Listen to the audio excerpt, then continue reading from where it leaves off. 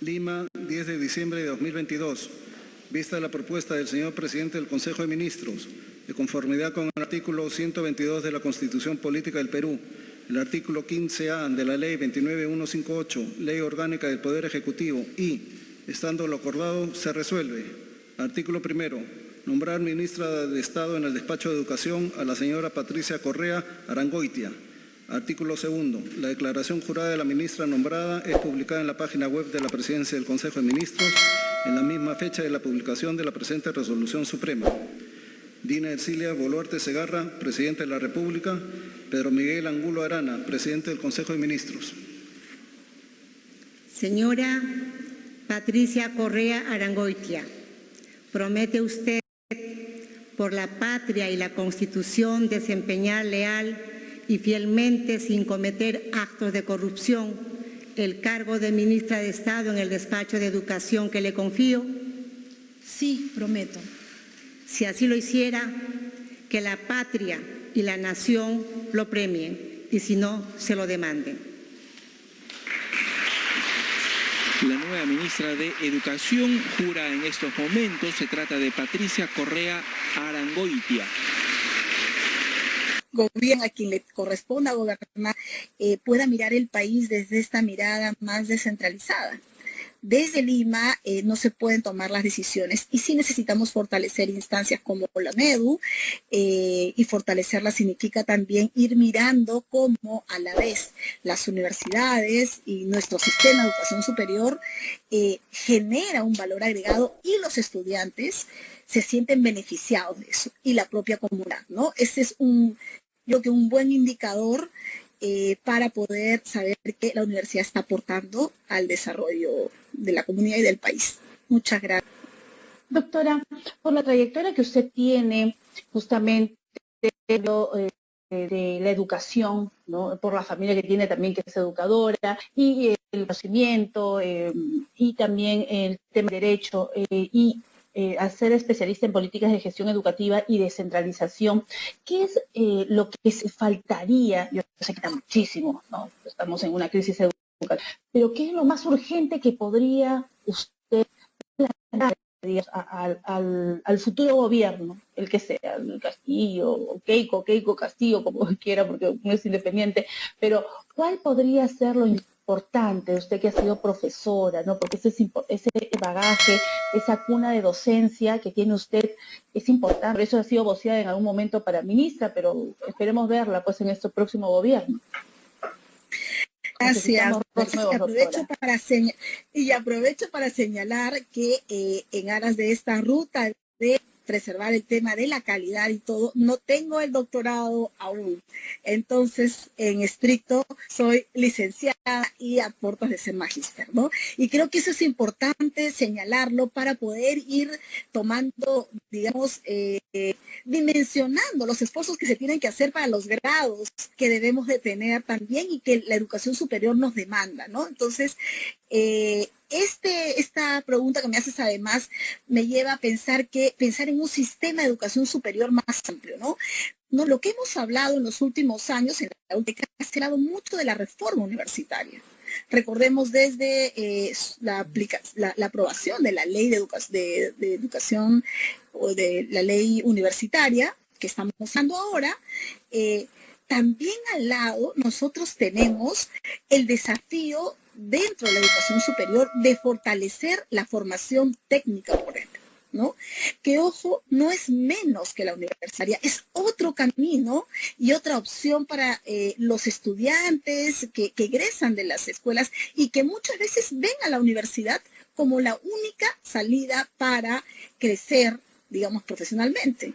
Pero en realidad eso más bien nos genera una distancia y una brecha innecesaria, considerando que nuestro país tiene una diversidad, digamos, de territorios, diversidad de vocaciones de desarrollo, donde se requiere de la formación técnica, que en muchos países tiene mucho más valor que el nuestro, debo decirlo.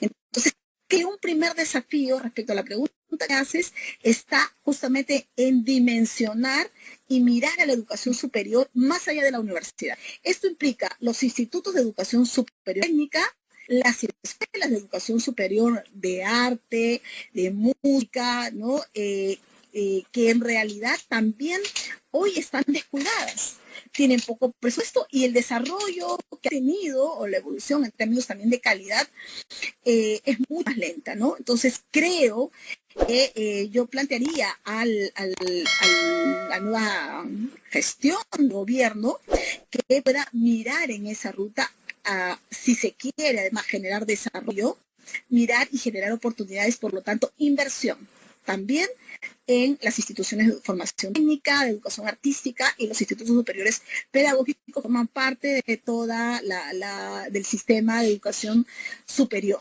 ¿no? Un segundo elemento, Mercedes, disculpa que me extienda porque me parece que tu pregunta es clave, es que miramos muchas veces desde el plano nacional a las universidades como si fueran únicas todas, ¿no? Entonces, es verdad que tenemos que tener, como la SUNEDU lo está planteando, tenemos que tener requisitos básicos.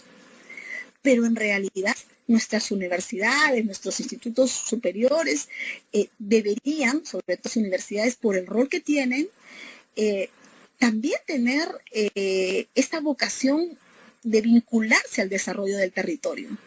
No puede ser que tengamos, pongo el ejemplo de Ica, una universidad con licencia negada y una región donde los indicadores aparentemente de desarrollo son altos, donde es la tercera ciudad con un nivel de aportación, digamos, importante en el país, ¿no?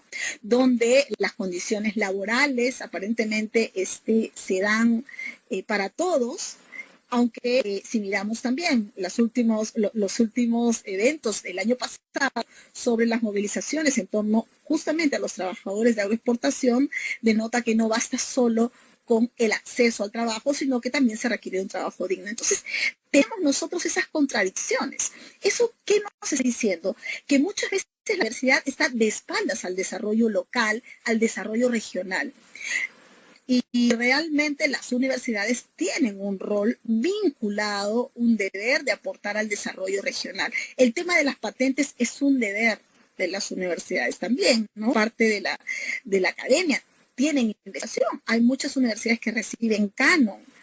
Entonces, tiene limitaciones, es verdad, pero creo que podríamos ir recreando y repensar esta forma de también trabajar. A propósito de las vacunas, nosotros hemos visto que las universidades han cobrado protagonismo, no solamente por las vacunas, sino por también generar también muchas herramientas que puedan ayudar a tener los respiradores, efectivamente. Todo eso es la universidad, ¿no? Es lo que nos debería dar una universidad pública también, no solo la privada. Entonces, donde hemos visto más limitaciones es en las universidades privadas vinculadas, y esto, imagínate, Mercedes, pongamos las ciudades tan importantes que tienen historia, que tienen además importantes aportes también desde las propias universidades. Esto se ha visto reducido y creo que ahí hay un gran desafío, ¿no? La descentralización permite además mirar a las universidades vinculadas a un desarrollo territorial y hay una exigencia grande que debe ser puesta en la mesa.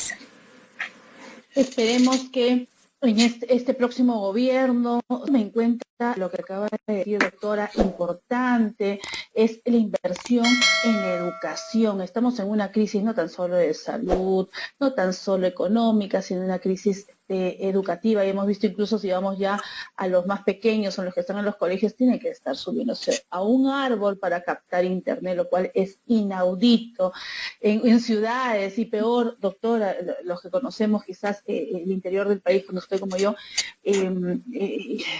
pues la conectividad y los profesores, todo lo que hacen para poder llegar a una escuelita y todos se sientan en las piedras, es un techo. La situación es crítica y aprovechemos, señores, esta oportunidad en invertir, porque en este momento que los niños y los chicos también no están yendo a las universidades, hay que aprovechar quizás repotenciar esas universidades y arreglar esos servicios sanitarios, arreglar las aulas, esos techos, ¿no? De la manera que mejor se da y que intervenga la Contraloría, por supuesto, porque usted sabe que los dineros a las finales, cuando llegan, van por otros lugares, que viene a ser la corrupción. Doctora Patricia Correa, ha sido un placer tenerla acá en el programa, como siempre. Encantada, Mercedes, ya sabes, cuando quieras poder conversar, creo que tú estás poniendo en el programa una agenda central que puede hacer posible que quienes gobiernan, a quien le corresponda gobernar, pueda mirar el país desde esta mirada más descentralizada. Desde Lima no se pueden tomar las decisiones y sí necesitamos fortalecer instancias como la MEDU y fortalecerla significa también ir mirando cómo a la vez las universidades y nuestro sistema de educación superior genera un valor agregado y los estudiantes se sienten beneficiados de eso y la propia comunidad, ¿no? Ese es creo que un buen indicador para poder saber que la universidad está aportando al desarrollo de la comunidad y del país. Muchas gracias, Mercedes. Importante mirar que Lima no es el Perú y lo decimos todos los días. Lima no es el Perú, hay que mirar la situación para que así después uno no se lleve sorpresas y diga, uy, ¿por qué los resultados de las elecciones? No, señores, pues ¿y por qué la gente no va a votar? ¿Por qué son tan pocos los que votan? ¿Por qué? Porque no se mira al interior del país lo que se necesita, porque si aquí en Lima las escuelas están cayendo, imagínense en otros lugares ni siquiera existen las escuelas. Eso es el tema. Doctora, muchas gracias, un placer. Ha sido la doctora Patricia Correa Arangoitia, profesora.